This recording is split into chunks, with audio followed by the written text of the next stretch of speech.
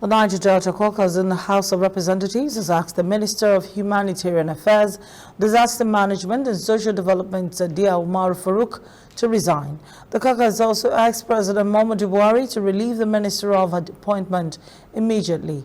They made the call on Monday while briefing newsmen at the National Assembly.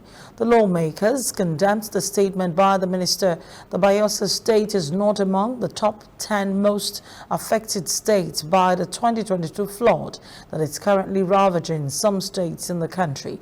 They said a comparison and figures given by the Honorable Minister shows a glaring attempt to downplay the harsh reality on ground. They added that the figures are not only an insult to the good people of Bayelsa State, but to all the victims of flood who have gone through the trauma of braving the elements by sleeping outside on dugout canals, rooftops and flood water floors. House of Representatives correspondent Linda Ike reports they condemn the action of the minister by turning the disaster to usual dirty politics.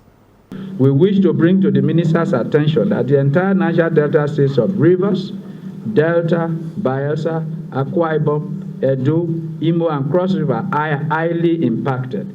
The comments of the minister are at variance with the statement of the United Nations Resident and Humanitarian Coordinator in Nigeria, Mr. Matthias Mitv, who declared Bayelsa a disaster zone.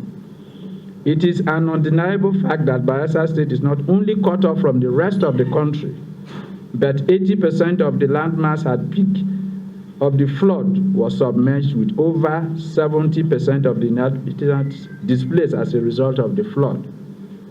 It suffices to state that there are glaring evidence that has shown the world where the flood is worst hit in Nigeria.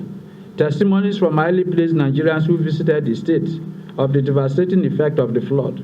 Even the cable news network and Al Jazeera on the 17th and 26th of October 2022 respectively aired it.